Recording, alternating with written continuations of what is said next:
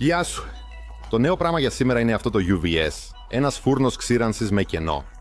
Αυτός ο εξοπλισμός έχει σχεδιαστεί για να στεγνώνει τη μόνωση των μετασχηματιστών.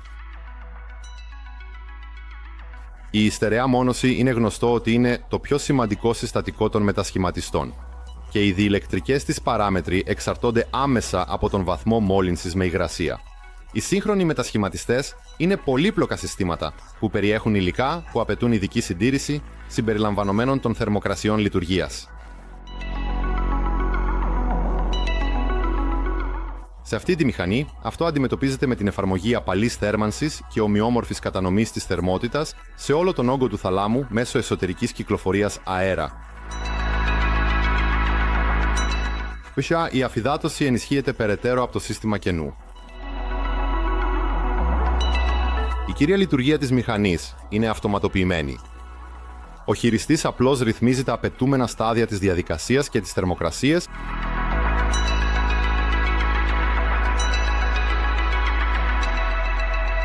τη διάρκεια της διαδικασίας και το κενό. Σημειώστε ότι σε αυτή την τροποποίηση η μηχανή μπορεί να ελέγχεται πλήρως χειροκίνητα.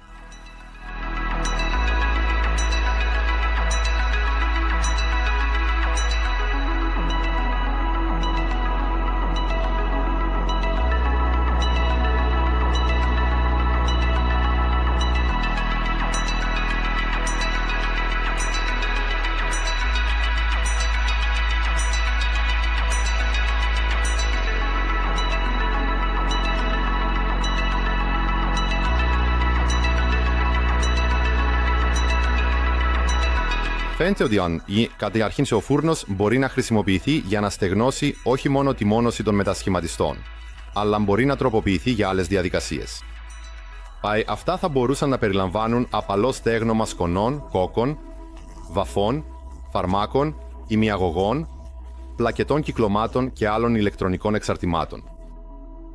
Με μία λέξη, η ξύρανση υποκενό είναι πάντα απαραίτητη όπου ένα προϊόν ή ένα υλικό απαιτεί ευαίσθητο χειρισμό και όταν υπάρχει κίνδυνος ζημιάς σε υψηλές θερμοκρασίες.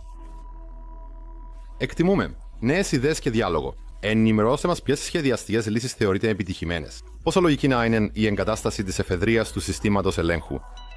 Ποια πλεονεκτήματα έχει το σύστημα θέρμανσης με υπέρυθρες σε σύγκριση με τη θέρμανση του αέρα με ηλεκτρικές θερμάστρες. Ποια μέρη της διαδικασίας θα μπορούσαν επίσης να αυτοματοποιηθούν κατά τη γνώμη σας. Θα σας δούμε στην ιστοσελίδα μας www.globecordon.com.